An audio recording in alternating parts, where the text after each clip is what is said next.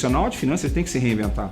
Quando eu comecei minha carreira, não é o Wander que começou lá como financeiro, não é o Wander que está aqui hoje. Existe uma mudança muito grande, eu tive que me adaptar muito. Por outro lado também, você tem que estar muito próximo do negócio. Né? Se você não estiver próximo do negócio, entendendo o que está acontecendo, você não sabe, você como financeiro, como você pode ajudar. O conceito que antigamente tinha, né, do cara de finanças, né, como o cara sendo xerife, isso é algo passado, isso aí não existe mais. Né? Hoje, o profissional de finanças ele tem que ser um parceiro da operação. Finanças é um cost center, ele não é um profit center. Né? Finanças não vende nada, né? ele só custa. Então, a área de finanças, você tem que ser o suporte para a operação. Você tem que ser, você não tem escolha. Alguns profissionais, muitas vezes, eles tomam a decisão de que... Porque finanças tem o poder de falar sim ou falar não. Né? Você tem uma regra, né? Aquela regra tem uma situação ali específica, sei lá, o mercado, você não pode vender, você não pode ter prejuízo, então você não pode vender com margem negativa, e você como finanças, você é o guardião das regras e você tem que obedecer aquilo. Só que quando você vai para a essência da finança, você fala assim, poxa, mas eu tenho uma fábrica. Essa fábrica eu estou com uma capacidade, potencial, sei lá, de utilização de X%, muito menor do que a capacidade, sei lá, de 50%, 40%, 70%. E eu tenho uma situação, que eu tenho um custo fixo alocado absurdamente nessa fábrica, de depreciações do maquinário, depreciações do edifício, etc. Nesse momento, a pessoa de finanças ela tem que não simplesmente ficar naquela primeira regra de que eu não posso vender muitas vezes com uma margem negativa e pensar no segundo que o prejuízo pode ser muito maior se eu não deixar a fábrica ela rodando no potencial dela. Então, essa parte da parceria de finanças com a operação ela é fundamental. Hoje, o profissional de finanças ele tem que entender o negócio da ponta a ponta e ser o suporte. Muitas vezes existe muitas discussões sobre a geração milênio, né? Falando que a geração milênio é diferente. Para mim, a geração, eles são iguais às pessoas antigamente, com uma pequena diferença. O fluxo de informações é muito grande e as tomadas de decisões são muito rápidas. E a gente tem que se adaptar daquela escola, né, de finanças mais débitos e créditos, né, e controles para esse mundo de tomar decisões mais rápidas.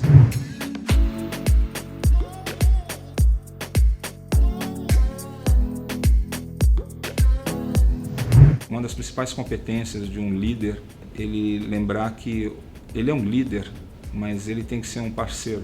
Ele tem que ser alguém que seja do lado. Existe um momento que eu tenho que me sobressair sobre o time, quando tem que tomar alguma decisão, que existe um certo conflito, e você tem que falar assim, não, nós vamos para cá, nós vamos para o norte. Mas existem momentos, e a maioria das vezes, essa decisão tem que ser tomada com um grupo. Não pode ser algo top-down. Hoje na minha sala eu tenho um quadro enorme, eu tenho um quadro de 2 metros, 2 metros e meio, sei lá, de vidro, né? Em que eu fiz a minha sala, eu tirei aquelas cadeiras todas fancy, né? Todas bonitinhas, e coloquei cadeiras cadeiras como essas, né? Cadeiras de reuniões. Quando eu vou dar uma instrução, quando eu vou trabalhar com o meu time, né? Eu vou no quadro e explico para eles. Falo assim, essa situação. Eu tenho uma televisão, que ali eu conecto já o laptop, ali em grupo nós tomamos uma decisão. E é engraçado que as decisões começaram a ser mais assertivas quando a gente começou a fazer isso. Quando você tem o grupo junto com você, a fórmula do sucesso está feita.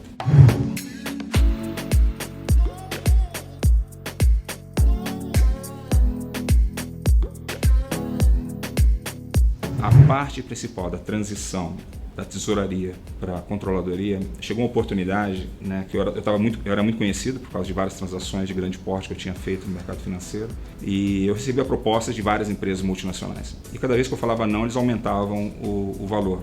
E eu tinha um chefe muito bacana, né, um alemão, ele era o tesoureiro para a América Latina inteira. Eu cheguei para ele e falei assim, olha, eu tenho essa situação, eu tenho a proposta firme, né, de tal empresa, e eu gostaria de saber qual a sua opinião. E aí ele fez um comentário para mim, ele falou assim, Wander, eu sou tesoureiro até hoje. Ele já está com uma idade bem avançada, né? Ele falou assim, você quer ser como eu ou você quer crescer profissionalmente no futuro? E eu cheguei e falei assim, eu quero crescer. Ele falou assim, então calma, não se preocupe com a parte financeira nesse momento. Se preocupe em você poder ter outras experiências aqui dentro da empresa, você diversificar o seu conhecimento, né? E baseado nisso, aí sim, depois você pode buscar alguma outra coisa, se a empresa não cuidar de você, o mercado vai cuidar. E eu aceitei essa proposta. A minha principal recomendação para alguém que tem que passar por uma transição dessa é ter paciência. Não é o dinheiro que conta.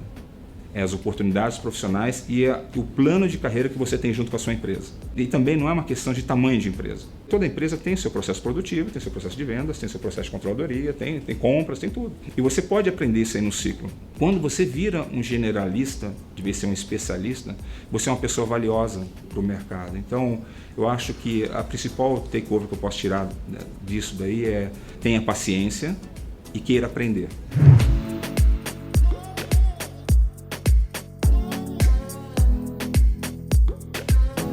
É interessante que eu tinha fraqueza. Eu tinha umas fraquezas, né? Por exemplo, a contabilidade não era tão o meu forte e a parte fiscal também não era o meu forte. E eu tomei uma decisão, eu falei assim: eu preciso aprender mais sobre contabilidade. Eu não posso ficar voando quando eu estou sentado com um contador ou tenho um problema de reconciliação contábil, coisa parecida, não está entendendo o que a pessoa está falando. Eu não queria ser um especialista em impostos, porque isso aí tem uma pessoa que é paga para isso e é um profissional para isso. Mas eu queria entender, quando eu fosse falar de um PIS/COFINS, falar de um ICMS, falar de um ISS, falar de, seja lá, um CID, seja o que for, eu queria entender o que a pessoa estava falando ali. De vez em quando, você tem que investir em você mesmo. Você não pode ficar na dependência da empresa e investir em você. Todos esses investimentos eu fiz por mim mesmo, eu paguei no meu bolso, né, porque eu acreditava que aquilo ia me trazer um valor.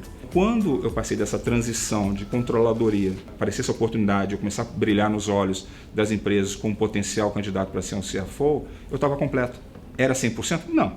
Tinha deficiência? Com certeza. Mas eu conhecia a área de revenue, conhecia a tesouraria, conhecia a manufatura, conhecia compras, conhecia a contabilidade também através de uma deficiência que eu tinha, que eu fui buscar fora, e conhecia a área fiscal também, uma deficiência que eu tinha, que eu fui buscar fora. E nesse contexto me completou.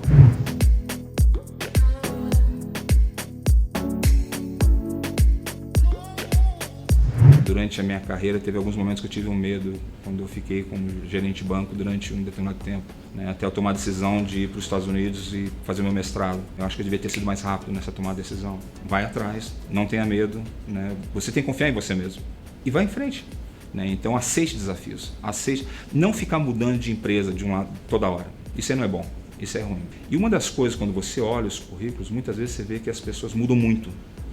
Né? Não tem consistência. Uma empresa, no primeiro ano, a empresa está investindo em você. Você está aprendendo sobre a empresa, está aprendendo a cultura, as pessoas também estão te conhecendo, estão sabendo quem que é você, o que você é bom, o que você não é, o que você pode ajudar, o que você não pode ajudar. Então, eu acho que as pessoas têm que procurar, junto com seus gestores dentro das suas empresas, né, procurar desenvolver um plano de carreira para ele amadurecer dentro do conhecimento que ele pode ter daquela empresa. E depois disso, aí sim ele vê um segundo passo. Se a empresa está propiciando aquele segundo passo para ele, ótimo. Se não está propiciando, ele tem que buscar uma nova oportunidade. Então, eu acho que a principal dica que eu daria para o Wander é não ter medo, né, de desafios, tomar certos riscos, né, e de investir mais rapidamente no seu conhecimento.